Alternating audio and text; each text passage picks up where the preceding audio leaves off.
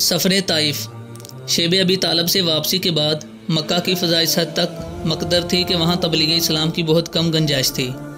اس لیے نبی کریم صلی اللہ علیہ وآلہ وسلم نے اہل طائف کو دعوت دینے کا ارادہ فرمایا اور اپنے آزاد کردہ غلام زید رضی اللہ تعالیٰ عنہ بن حارث کو ساتھ لے کر طائف پہنچے۔ طائف میں قبیلہ بنو ثقیف آباد تھا اور عبدیاں لیل، مسعود اور حبیب 3 بھائی اس کے سردار تھے۔ حضور اکرم صلی اللہ علیہ وآلہ وسلم نے سب سے پہلے انہی کو دعوت حق دینے کا ارادہ فرمایا۔ ان میں سے ایک کا جواب تھا کہ میں کعبہ کے سامنے داڑھی منڈوا دوں اگر تجھے اللہ نے رسول بنایا ہو۔ دوسرے نے کہا کیا خدا کو تیرے سوا اور کوئی بھی رسول بنانے کے لیے نہ ملا جسے سواری بھی میسر نہیں؟ اسے پیغمبر بینہ تھا تو کسی سردار یا حاکم کو منتخب کیا ہوتا۔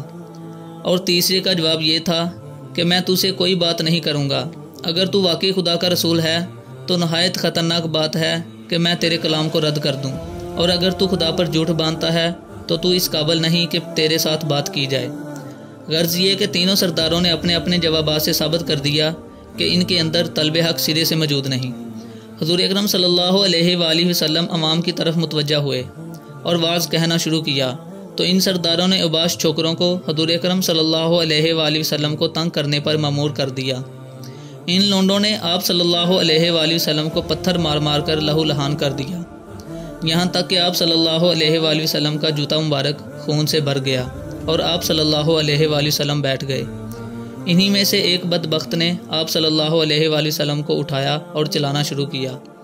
جب آپ صلی اللہ علیہ وآلہ وسلم چلنے لگے تو پھر سڑک کے دونوں طرف سے پتھروں کی بارش ہونے لگی۔ جب آپ صلی اللہ علیہ وآلہ وسلم نڈال ہو کر گر پڑتے تو وہ آپ صلی اللہ علیہ وآلہ وسلم کو اٹھا دیتے تھے اور پھر پتھراؤ اور فکرے بازی شروع کر دیتے تھے۔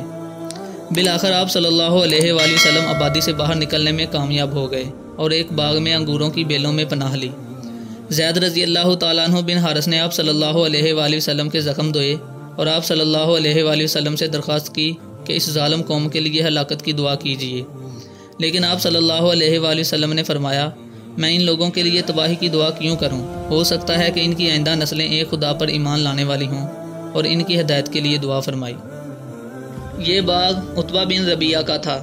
اس نے کافر ہونے کے باوجود آپ صلی اللہ علیہ وآلہ وسلم پر رحم کھا کر اپنے غلام عداس کے ہاتھ کچھ انگور بھجوائے۔ آپ صلی اللہ علیہ وآلہ وسلم نے بسم اللہ الرحمن الرحیم پڑھ کر کھانا شروع کیے۔